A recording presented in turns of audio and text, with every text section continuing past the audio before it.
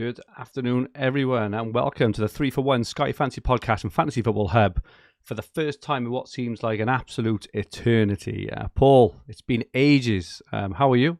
And how has your team fared since the overhaul? Yeah, I'm good, thanks, Fergi. I was saying it probably is the longest we've not spoken since maybe the summer, or maybe even I think longer it than that. is. It's crazy the way it panned out. Because we were talking last week, weren't we? We'll do a pod, but there wasn't much point. There was only like a handful of games we already talked about and planned for. So yeah, this is our first one in ages. Like I say, we haven't spoken for a few weeks. I don't think, have we? Yeah, I don't even know who's in. I don't even know who's in your team or anything like. Good. So, Well, so it's that's good, interesting. especially since I'm ahead of you now. So it's even better because normally I know you look at my team and make make decisions based off that. But yeah, how's your team getting on? Yeah, it's going okay. I've held rank since the overhaul. I've not made any transfers. I didn't cover that Burnley Luton single, so the fact that I was doing those things and I picked the wrong captain in every game day to date so far as well, but still Yeah. managed to come out okay at the other end. So yeah, I'm pretty happy. My team looks all right. Yeah, I didn't. I'm a- I'm one of the very few that didn't start with Van Dijk in my team, and I thought that was going to hurt me more than it did. I was going on the basis that I thought that Liverpool wouldn't keep a clean sheet Yeah. or get passing bonus against Bournemouth, and Same. I was half right in that Mm. sense.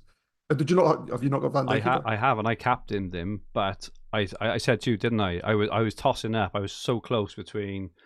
I can't remember. It was Van Dijk, João Pedro, and someone else. But in the end, I just I just played it safe purely based on ownership. Yeah, And I maybe should, in hindsight, I maybe should have picked him over Solanke. I think I had the flexibility in my team to do that. Um, I just thought with the extra money that it was yeah, generating if I was going to use it. And it was because they've got Chelsea and Arsenal lined up as well in the two games after it. And yeah, there is a hop on point if I want to go back to Liverpool. We're going to talk quite a bit about Liverpool later on, I think. yeah. I've had a decent start. Gained about 80 places, so rank 850th.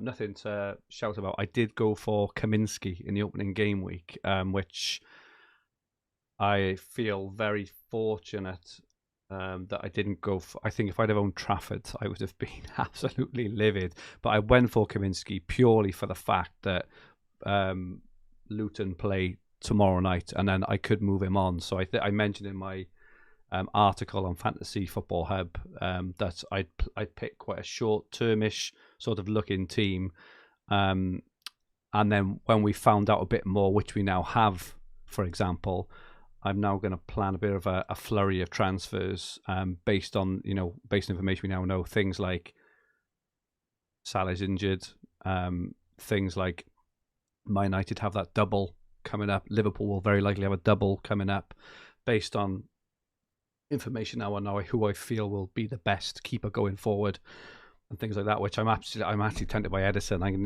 going to need you to pull me off the ceiling on that one. I think because at the moment I'm going Edison. So, but yeah, I'm happy my team haven't used any transfers. I think I got 29 left, and I'll probably end up using.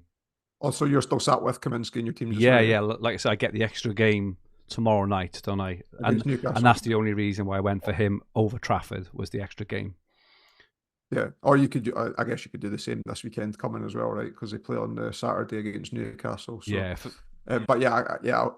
Okay, I can see your logic now. Like, in thinking you're going to go Ederson on Wednesday night. yeah, on Wednesday. Yeah, so yeah, that's Yeah, my kind of where I'm going. Nothing, as I say, massively exciting, but yeah, I think I've gone through on captains. The only one I've had right is I did go for Van Dijk over Solanke, and that was purely based off the ownership and off the polls. He was kind of off the scale, so I was just I'll just go with him regardless. And thankfully, I wasn't expecting a clean sheet at all. I got all passing bonus, but he got the clean sheet fortunately, so I'll take that.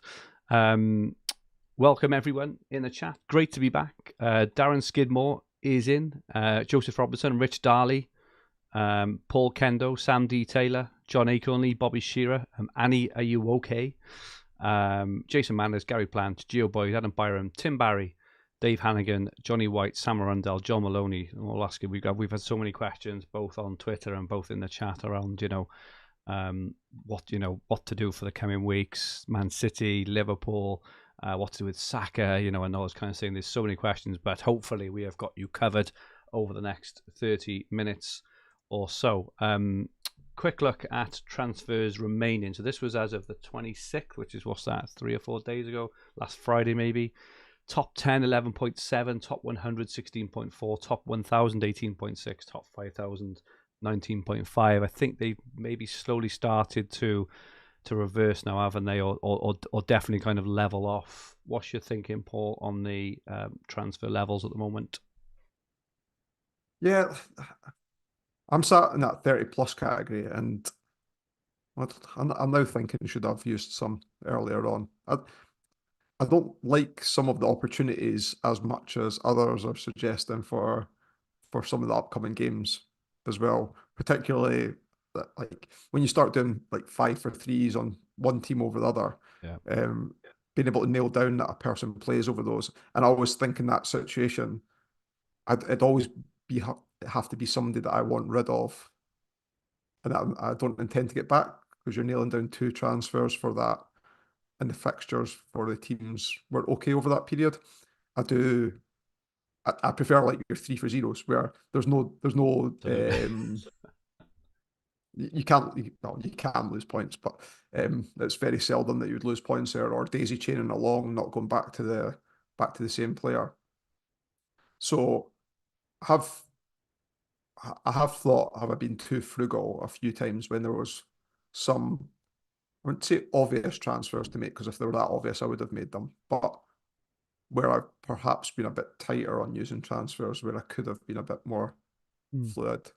I think it comes back to that start of the season and messing about on some of the crap singles too much. And even with if you start with the person in your team and it's only 1 transfer rather than 2, but seem to be chaining too many things like that at the start of the season, I think. I think we'll be fine. I think it's easy. It's this. Where are we now? We're coming up to game week 22, so there's still 17 game weeks left. And just think how frugal you had to be in the first half, just to use it. You didn't pile on any team. There'll be pile-ons soon. There are opportunities, but I do agree about 5 for 3. I'm not a fan of 5 for 3s. It's too kind of medium term heavy for me, and also the 3s you're taking out are 90-minute talisman players for their teams. If we're talking about I don't know, Saka, Watkins, these are players who are really good sort of players in their own right, and you could potentially be taking them out for players who may not play 2 of the 5. And so I do agree with you as a general sort of principle. But yeah, we'll certainly look. It just gets to that point where I just don't count, and like I just look, am I getting an extra fixture? Like, do you know what I mean? Am I getting an extra fixture gain, and is it a person that I'm okay losing in the medium term? I just start thinking more loosely around it like that. Yeah, definitely. Ben Crellin produced his fixture predictions based on what we know after the FA Cup 5th round last night. We have got his image up here. Paul, what are your immediate takeaways based on the information we have now? Yeah, so Liverpool's really interesting for me because they don't have an extra fixture, which is getting touted as like a double game week per se. And we know that there's no real double game weeks in the way that FPL works anyway, because it's all based on calendar days and how you get the increases there. All that's happened in the Liverpool situation, and this is very, very likely to happen, is that Luton and Liverpool game's going to get brought forward, but then they're going to blank in that following week. So you just get the fixture move forward. Now, that's not to say that Burnley, Brentford, Luton in the treble fixture isn't got a high upside for bringing a Liverpool player. And you'd have the captaincy on the Liverpool Luton day most likely as well to cover off. So in a position where I'm in, where I've got no Liverpool cover, I'm still going to have to bring someone in, which is unfortunate on the way that I've set up the plan. But I'm not sure that if I had a Liverpool player that I'd bring in another one. So if you do that, right, you're bringing in a second Liverpool player probably for those 3 games that you're targeting, because the game before that's Arsenal. And okay, you could bring it in for an extra fixture gain there or what. But if say you're isolating those 3 fixtures, then there's a blank. Then there's Nottingham, I think it's Forest away, Man City at home, so not an ideal fixture. and then they blank, most likely again due to the FA Cup, there's not going to be a game that gets fit in there. So if you're bringing an extra Liverpool in, if you've got Van Dijk already, you're using one transfer to bring in that extra Liverpool player. You're probably going to use two transfers to take them out over that period as well when they're blank and get the two hard fixtures, then the blank again. So that's three transfers there used for one extra player over that 3-game period when you've already got the captaincy covered as well. I just don't know if I was in that position, I'd do that. Whereas I don't have any and I'm going to have to bring in one and probably lose that player. So I'm using two transfers already myself. I agree to a point. I would also I challenge, I suppose, and say just kind of what you just said about, you'd wish you'd been a bit more kind of attacker. We're not, these are good fixtures. These could be huge holes. If you do have two or three, let's just say you went for Van Dijk, Trent. If Salah's back, great, and maybe Nunes, for example. Over those 3 games, which would be kind of reasonably bunched in together, home to Burnley, away to Brentford, home to Luton. If Liverpool really turn up and perform in those games, it's not just about covering the captaincies there. It's about making significant gains over the field as well, because these are what we're looking for, aren't we? We're looking for these opportunities. Where's the edge? Where are the gains? And those fixtures are just insane, especially Burnley and Luton at home. They could be 4-5, 6-0 games, and that's what you're looking for, isn't it? If I was doing it, I'd definitely be looking to take out a player that I didn't want back. Yeah. So if you're looking for the hop on point, take a player out that you've got no medium term aspirations to bring back in. And then when you're losing the Liverpool player in that situation, then look on to who you're getting the extra gains off at that point. Could it be Ivan Toney's probably a single player from another team that we're not going to talk a lot about, and possibly the only player from that team that we'd be looking at. And if you can make it work that way and have the extra fixtures on the back of it, then that's definitely an option. Yeah, for sure. Any interest in Brentford or Luton at all? So just to confirm for those who haven't seen, the Man City Brentford game has been rearranged. It's in FPL Gameweek 25. And Ben Crowley is 90 to 95% sure that Liverpool Luton is going to go into that as well. The Chelsea Spurs match is unlikely to go in, according to Ben. He feels that will go in after game week 30, as Chelsea and Spurs are not in the FA Cup. in the FA Cup or in Europe. Or Europe, yeah. So any thoughts? Any other thoughts on those kind of upcoming games? Well, certainly not Luton. Like Luton's extra game, and I'll use that in quotation because it's getting brought forward, is against Liverpool. So I think there are 2 fixtures in that week's Man United and Liverpool. So I don't fancy any of the players from there. And then again, knowing that you would have to take them out or likely take them out, and there's still a great chance that they'll then blank in FPL game week 29 as well. We should be using Sky game weeks, but I've never ever used Sky game week numbers. I can't do it. And I think the whole time I can't do it either. So definitely not. So definitely not from Luton's perspective. As I mentioned, they are Brentford's decent because that's a rearranged game and they're not getting any of the cancellations based on League Cup or FA Cup. So they're going to play a consistent volume of games. So even if you don't expect Toney to do well against in the 2 Man City fixtures, even just picking up the appearance points, and it's nothing to say that he won't score in those fixtures as well. So I think from those 2 teams, Toney's the only one that really stands out. Even the keeper's not for me, and I like goalkeeper transfers. Looking ahead, then we'll have a look in a minute at the upcoming sort of game week and the captains and opportunities there. But obviously we've taken this off ffstuff.co.uk. But Man City look like they have a pretty enticing run of 5 games for me. I know there's been a lot of talk about jumping on tomorrow. I actually made a mistake in my introduction. I think I'm going to keep. I might keep Kaminsky for 2 more games, so I'm potentially move him on next week because he's even now essentially got a 2-for-1. By the time he plays this game, it'll be a 1-for-1. So I'm not actually getting any kind of fixture game there, even though you. That's what I was trying to. I didn't explain it very well, but obviously home to Burnley is a fantastic match, but there is a bit of a gap then in there until a week Monday, when lots of teams play again, sort of thing. So. I'm kind of viewing the Man City hop on point now as more of Monday the 5th personally, rather than tomorrow, and they have a I spanking 5-2 over lots of teams. Yeah, I agree with that sentiment, and that's where my hop on point would be. Yeah. I think there's a few things to digest with that. I think if you're someone that perhaps I was chatting with Ian Parham last night in the hub one of the Hub Sky chats, and we were talking about whether if Haaland is on the Yeah. bench on Wednesday night, whether that's a popular transfer in. I don't think it is, but I think there is a scenario where I would possibly do it, and maybe it's if I had Adebayo, perhaps, and I was not wanting to use too many transfers, but knew that I was going to make a transfer to bring Haaland in anyway. Adebayo's away to Newcastle on Saturday, so do you fancy Haaland off the bench against Burnley more than you fancy Adebayo away to Newcastle in a starting position? Yeah.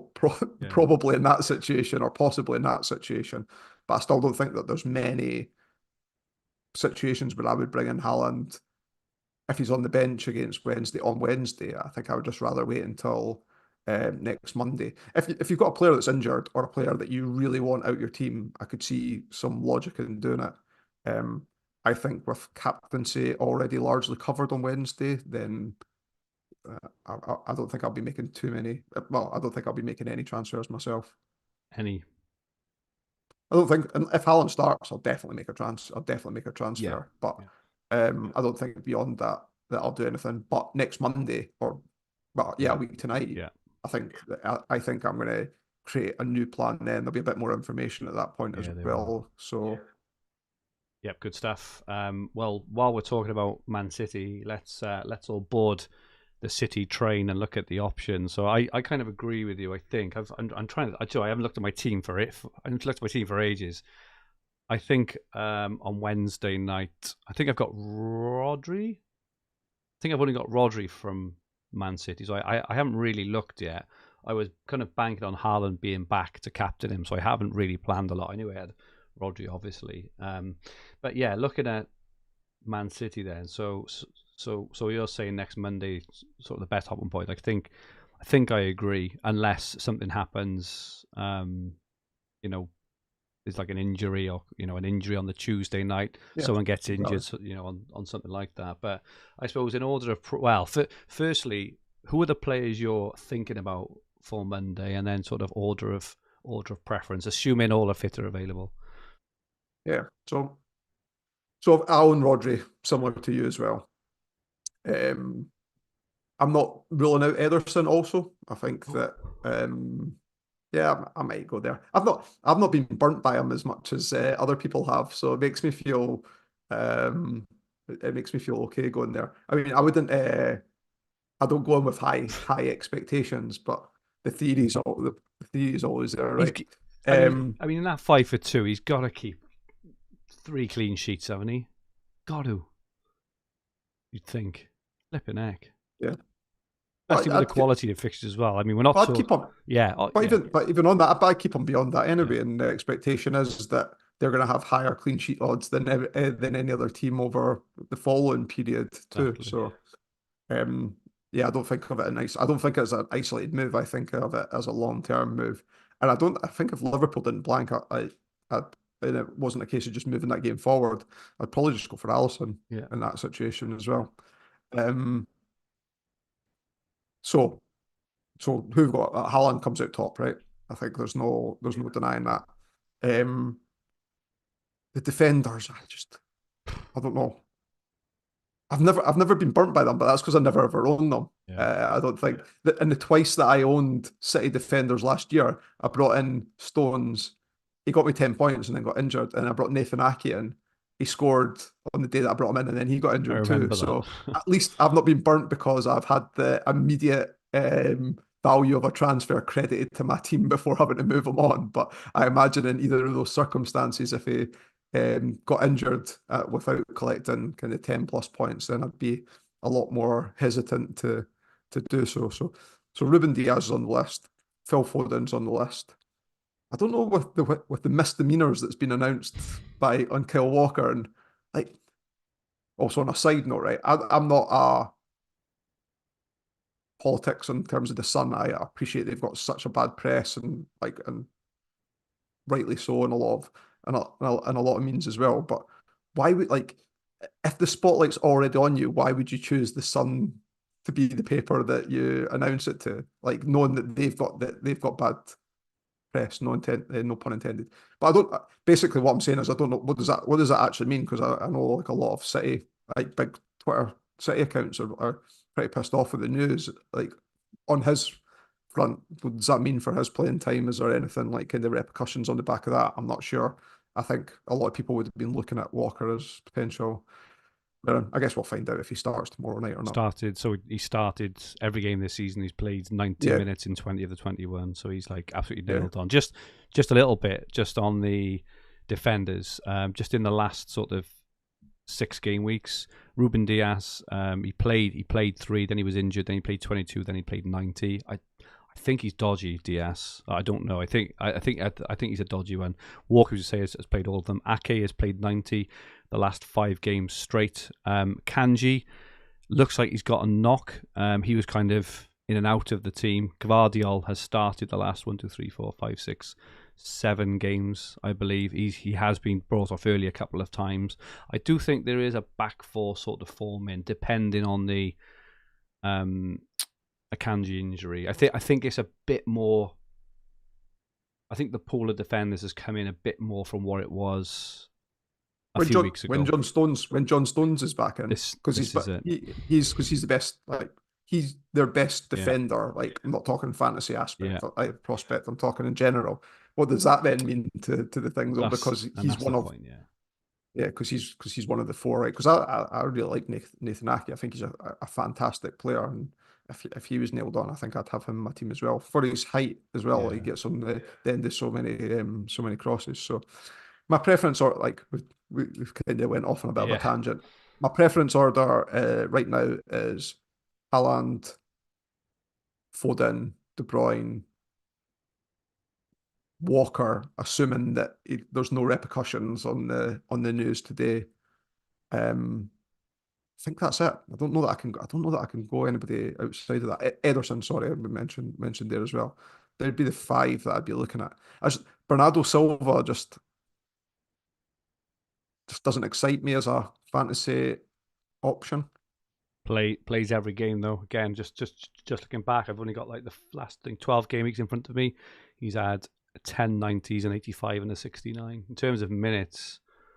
Because in these 5-for-2s, we are talking about minutes, aren't we? We want players who play in 4 or 5 of these games, and even if he gets passing bonus alone in those, that's a fair bit of, and that's without any attacker returns, any shots bonus, anything like that. So, I scored 43 points. He scored 43 points in the last 5 game weeks. So I think he would be quite a smart move. And if you're piling on, he's the kind of player where, when Man City win a game 3-0 and Bernardo Silva gets 2 goals and Haaland gets the other, everyone will have forgotten about Bernardo Silva, but those with him will have massive lead steps. So I think if you're Gundogan-esque, this is it. I think I would say Haaland, De Bruyne, Foden, Rodri, Bernardo Silva, and Ederson. Is that 6 or 7? 6. Yeah. 6. I think those 6. Just can't get excited, but I also think Ederson, because I don't think his ownership is going to be that high. I think he kind of he's a bit of a tick in the box, the defensive picks then as well, isn't he? So I think those 6. I'm not saying they're going to go all those 6. But... So, question: Would you pick Tony over any of those players, Ivan Tony? I know the opening fixture in that run isn't great, but it's the same volumes that you're talking about in terms of volume of fixtures. The fixtures aren't particularly great, but he is their talisman. Yeah. Man City, Wolves, Liverpool, Man City. Bear in mind that Man City usually concede. As we're talking about the Man City defence, well, they play 4 times and not 5 in that period. So it's not. Yeah, well, I'm going on the basis that you wouldn't take Tony back out because they just they have a consecutive run of playing every game week thereafter. I don't think so. I don't know. I've only He's only played one game, right? It's hard to say. He's only played one game in like 8 or 9 months, so you can see how he does against Spurs. I think a lot will depend how he does against Spurs. I think if he doesn't do much against Spurs, I think his ownership will stay quiet. If he goes and gets a goal and assists against Spurs, I think his ownership will go, will go through the roof. And as we know, it can go either way with Spurs. Spurs tend to concede sloppy goals against the poorer teams and keep it reasonably tight against the bigger teams. So I don't know how they're going to do against away to Spurs. I would guess he'd probably score a goal. I would think, but yeah. What do you think on Tony? Would you have him above anyone else in that list? Maybe Silva. I've just got this I just never think that De Bruyne's I've marked him as quite high there based on the volume of games that we've talked about there. I just don't think he's usually a great Sky asset unless he was playing when he was playing that false nine position that time he got the 4 goals against Wolves when he went on the run at the end of the season. That made sense, but he plays so high that he doesn't often pick up passing now, doesn't pick up anything else, so you're relying on the attacking returns, which we know that he creates a lot of assists, but the assists don't multiply in Sky either. Because when you've got the 2 goals, you get the shots bonus on top of it, whereas 2 assists, you don't get the extra component on top of that. So when I'm comparing them to that and then get the freedom and the flexibility that it gives beyond that, I think a Bernardo Silva could potentially cover De Bruyne's output, maybe. We haven't mentioned Alvarez either. I completely forgot.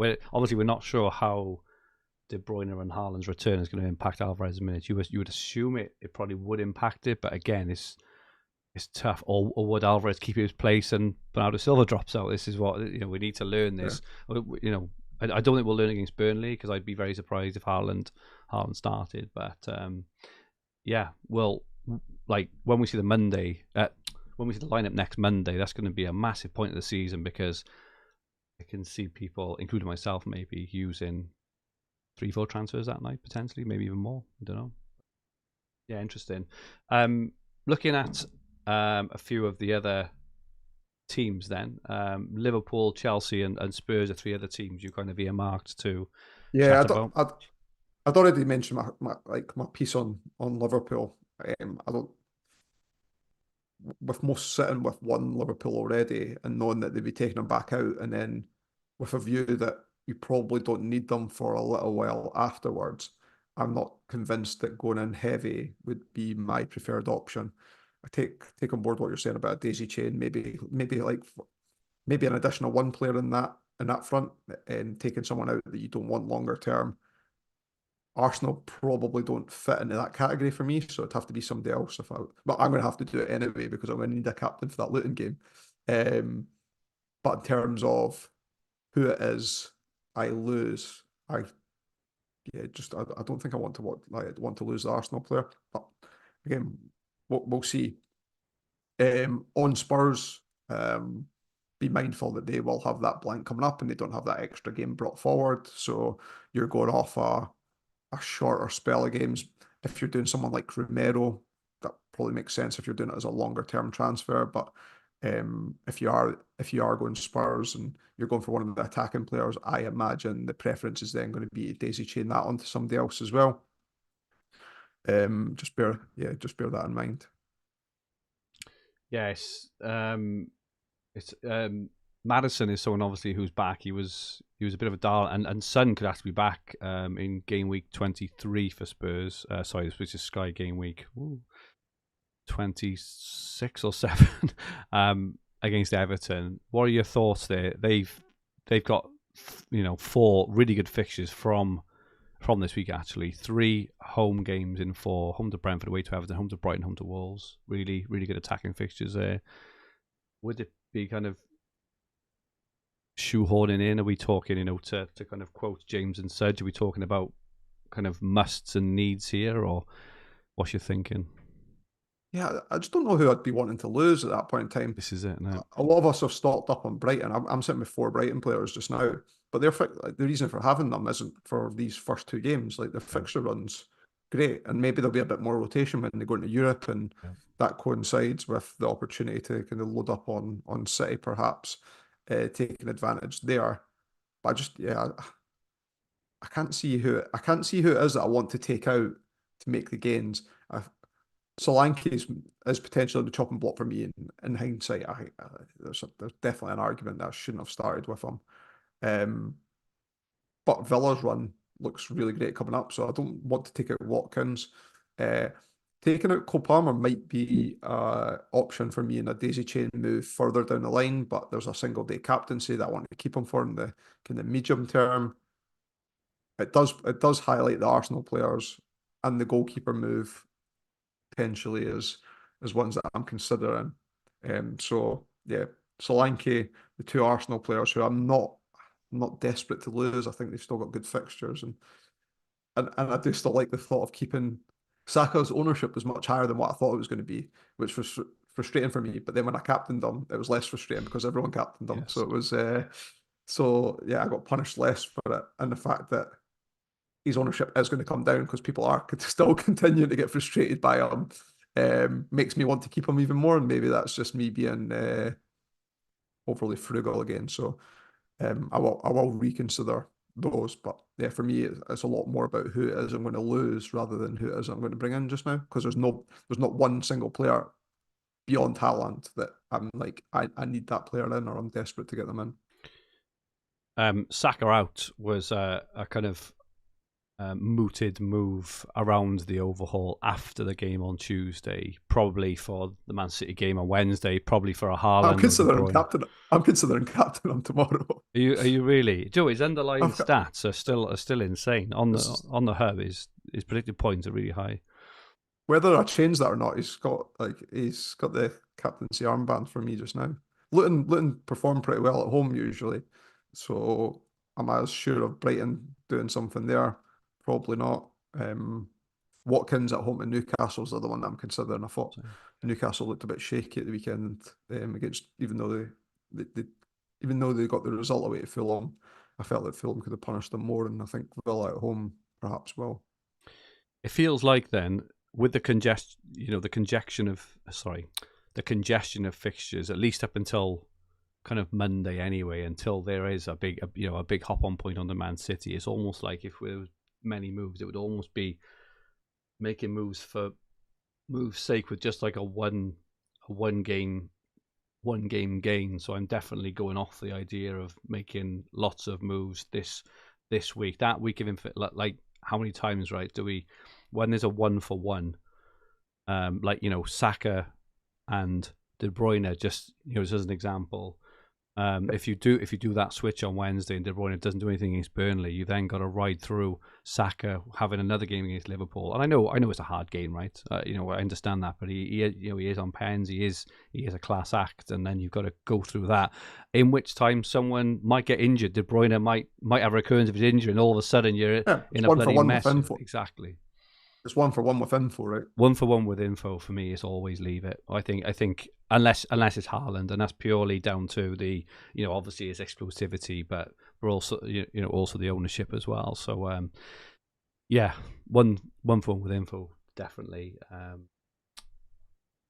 1-2 thing. Just in terms of single game days that are coming up, we haven't really talked about those yet. There's not that many to kind of manage in the very near term.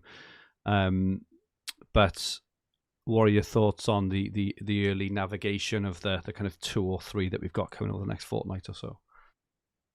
Yeah, I think depending when the fixture announcements are made for early March, I think that Cole Palmer coming out after his game against Man City on Saturday the 17th of Feb, it's going to be really, really popular. In a view that they don't have a fixture the following week. It's same with any Spurs players that are owned as well. So this could be part of that daisy chain if you are going to go into Spurs to cover off the Everton Crystal Palace game on Monday the 19th. Yep. And again, this is all dependent on how the fixtures are going to fall a couple of weeks down the line, but there is then the potential to move back off them. It could be that if you've lost your Arsenal player, or all your Arsenal players, that you come back on to Arsenal against Sheffield United on, I think it's Monday the 4th of March. So you can bring in your Crystal Palace player or your Everton player, play them for a few weeks where they're getting extra games, and then move off. or similarly, you could move on to the Wolves player for the captaincy against Sheffield United in Sky Game Week 29 as part of that as well, that FPL Game Week 26. Lovely stuff. Let's have a look then at. Do you know what? I haven't even put this. I just realised I haven't even put this week's fixtures because I was looking ahead to next Game Week 26. But let's firstly look ahead to this week, Tuesday, Wednesday, and Thursday.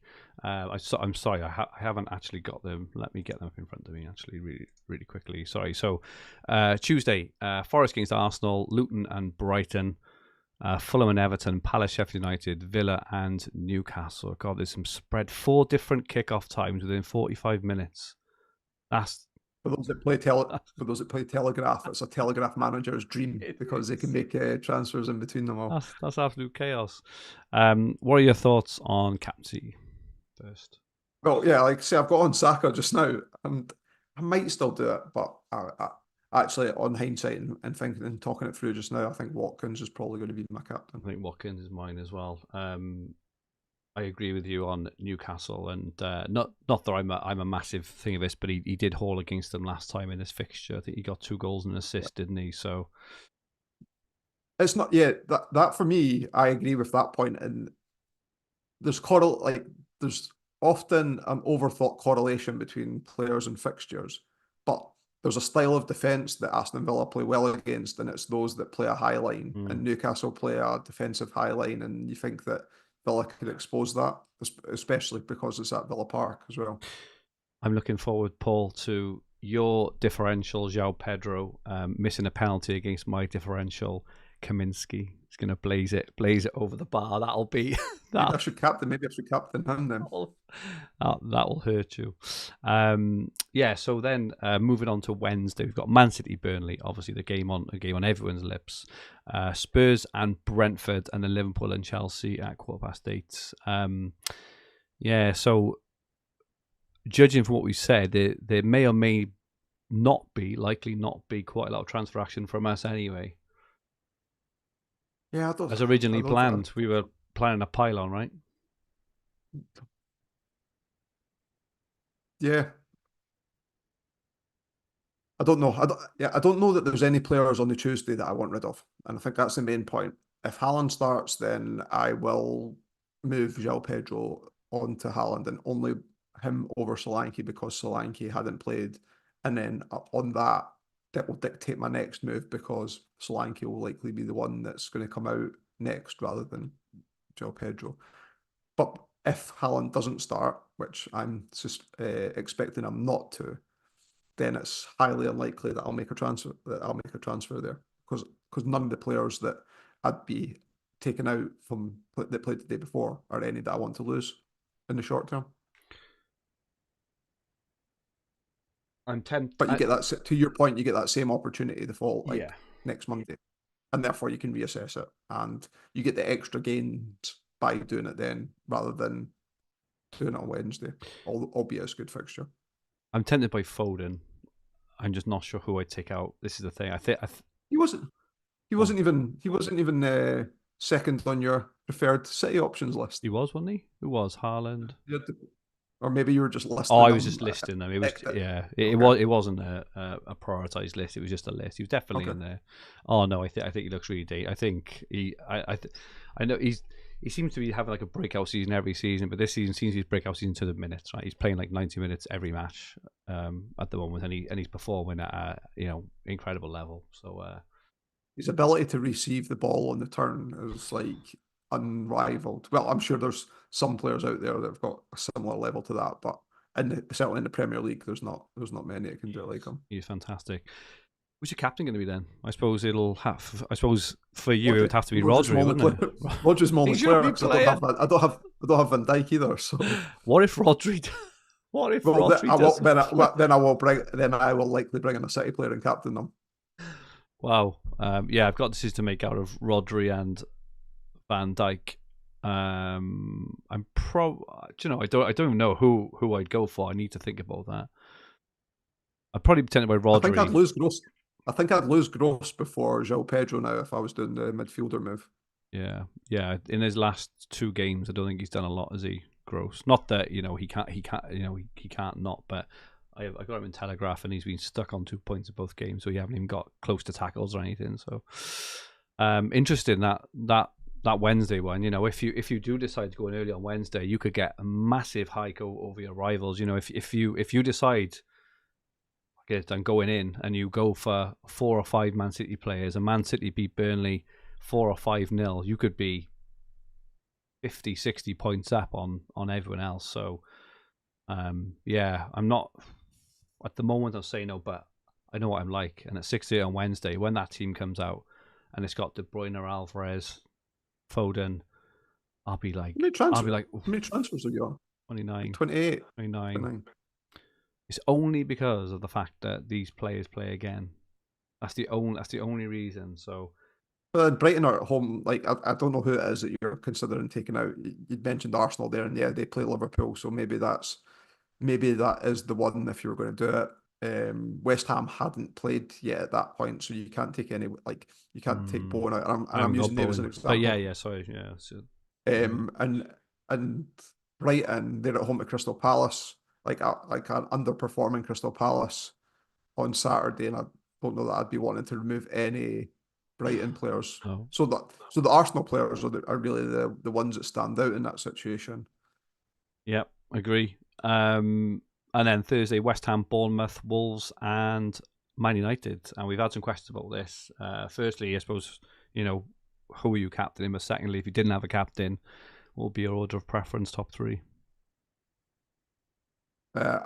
So part of the reason why I didn't start with Van Dijk is that we didn't know what Bowen's situation was at overhaul time, and therefore starting with Solanke, I had a ready-made captain for that fixture. Albeit I've got Areola as well, so I technically do have a fallback, but I'd always rather captain the attacker in that fixture. My order of preference, knowing that Kudus and Paqueta are most likely back, would be Bowen, then Solanke, and maybe Areola third, but probably based on his ownership rather than anything else in that situation.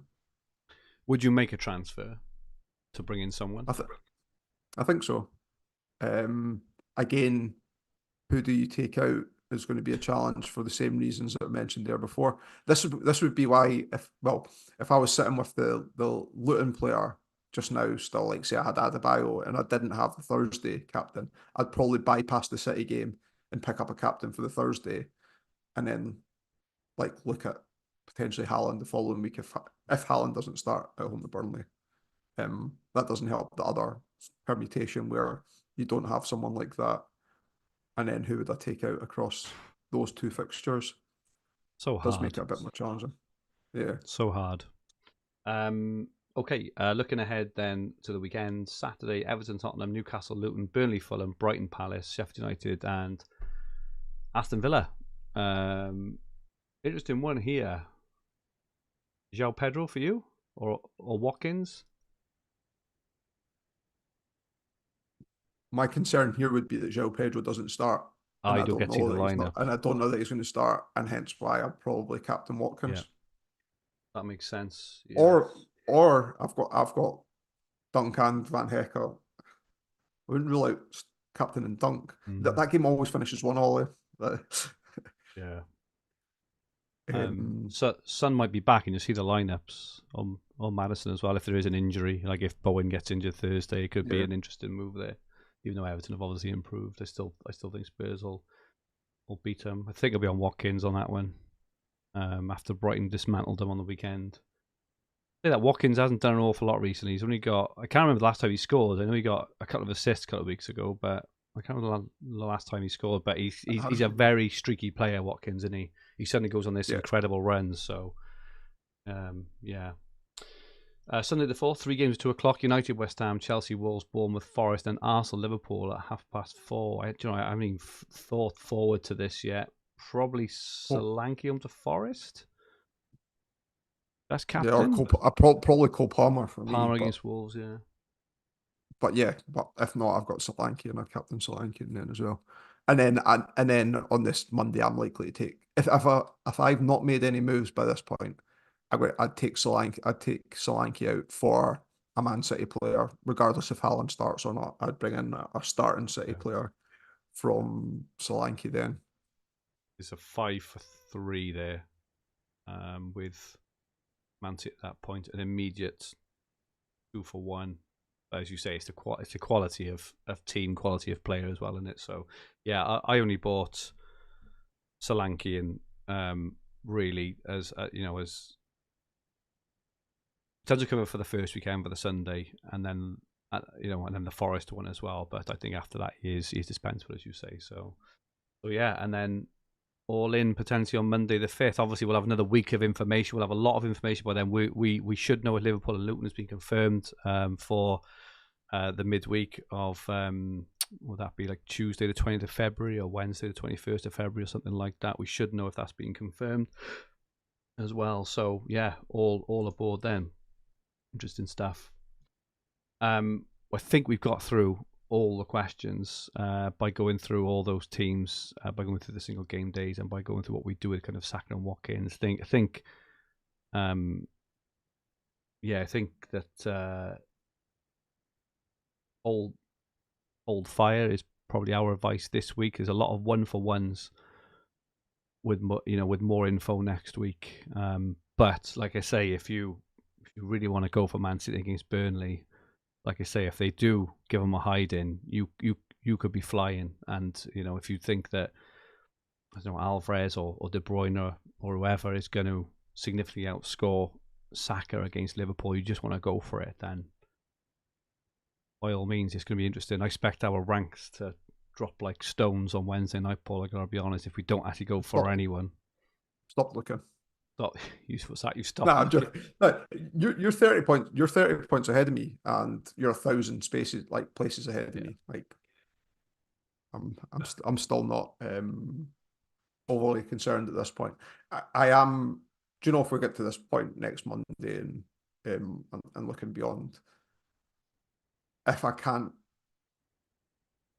see how I'm going to use transfers through to the end of the season, then I will obviously start playing a bit more aggressively in particular situations like that 5 for 2 with the City players in. Then yeah, I guess it might have to be done because I'm looking beyond, and there is going to be 3 for 0s and 4 for 1s and such like, and I use that in a daisy chain sense because I don't like taking the same player out as I'll be bringing back in for the same player in that motion. But beyond that, I might like, when do you get the opportunity to get a top team like City in that? But I think maybe when we've seen the next 1 or 2 games of City, and like, is De Bruyne back in the starting 11, and if he starts against Burnley and then starts against Brentford as well, like that's given an indication that he's going to start playing the majority of games from the start. Then perhaps that's a kind of cue to get him in as well at that point. It's interesting as well because this is not the Man City of old of the last sort of 3 or 4 seasons. They're not putting teams, they're not putting teams to bed. They're not winning these 4, 5, 6-0s. I'm sure they'll have that. I think they've had like a couple this season, but we're used to Man City winning 6. Just absolutely battering teams. But they seem to at the moment playing a little bit within themselves at times, just happy to hold on to the ball. Like I was the teams have worked them out right, but I think teams have maybe worked out how to not get battered now. Maybe they're almost happy sort of losing 1-0 or try and scrape a 1-1 or whatever. So it's not. I don't think it's quite the City of old. I think their XG this season is quite a chunk lower than in previous seasons. So we maybe can't hope for the returns we would have got previously, and the back four is really unsettled as well. So it's tough. It's a tough one, isn't it?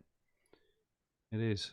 Yeah, I think the only in particular the unsettled nature of the back four is like making it difficult. I think that there was points last season where I was envious prior to results of people making a lot of transfers on City defenders, and I avoided doing it myself. But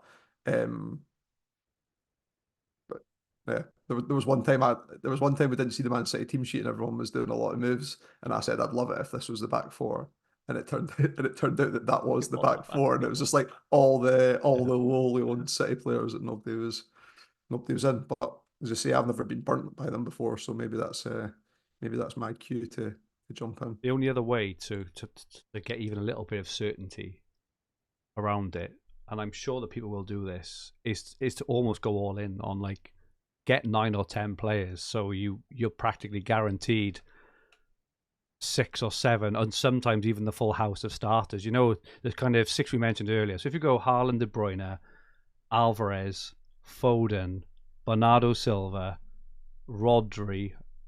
Have I said Rodri twice? Edison, Ake. The problem you've got with that though is that the games in the upcoming period are spread over 3 or 4 calendar day weekends and not under 2. If it was under 2, that makes more sense because the chances of your 4 or 5 non-City players playing the second day is higher. Whereas if you're having to cover off all these captaincy days in that chain, it's maybe less so.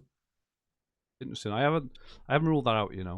Kind of going in heavy. That's the way to win it, right? It is, it's especially from our position. Just having a quick look at that. I just go to that specific 5 for 2. Sorry, speak about yourselves, everyone. But at the moment, with that 5 there, there's not one of the team. Oh, sorry, Brentford play 4 times in that 5 for 2. But other than that, as it stands, United play 3 times, Arsenal play 3 times, Liverpool only play twice in that period. Newcastle 3, Villa 3, Chelsea 2, Brighton 3, Spurs 2, West Ham 2. All in. Say chat amongst yourselves. Yeah, just chat amongst yourselves. Have a chat with the family if you're listening. Just stick us on mute. But there's no other teams with 5 either. So you cannot help but make serious gains in that time if you do decide. If you went 8 or 9 players and and cover off a couple of single game days, all right. I know. I appreciate. Like you won't go down in rank, right? Because it's physically impossible. But you could spike 1 or 2 fixtures where City batter teams, and you're scoring 70, 80 points in one game where others are scoring 20 or 30 because they've been conservative.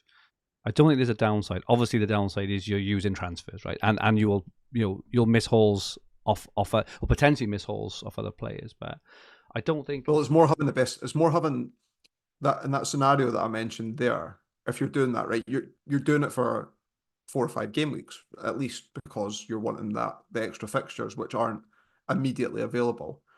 So are you taking away the potential best captain on a day, even if you've got other captaincy options, because that's what's needed to do it, or not?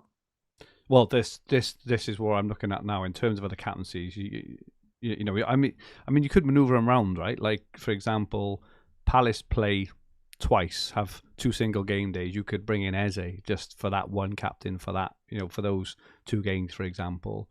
Brentford and Man City is one sort of by itself. The other one, Villa, West Ham, United, Arsenal. You could just leave one of them in or move in, moving out. Like I say, if you've got 8, you still got enough for another 3. Or, it don't have to be 8; it could be 6 or 7. But I reckon a lot of players will go in on 5. I think. Oh, yeah. It's crazy. It's 5 for 2. Like it's 5 for 2 Man City. Well, I mean, this is what we talk about all season. The opportunities. We say, hold your transfers back, use them when you get 4 for 1s or 5 for 2s. Here it is. For teams that you don't expect much rotation from, I would. Man City. It's Man City who generally come good in the second half of the season. Oh, it'll be interesting because we'll have to pod on that night. So yeah, I'll be interested in what your position is at that. I'll be captaining Rodri as my only Man City player. You'll have done all your 5 City players against Burnley. When I see them, I won't be able to step away. No, it's going to be interesting. It's going to be a really, really interesting week. And like I say, we're podding before that game, so our emotions will be heightened. we can one Go on. One thing I would say post overhaul, there is a few players with massively high ownership, but I think it's more diverse than what people were suggesting it would be in terms of template.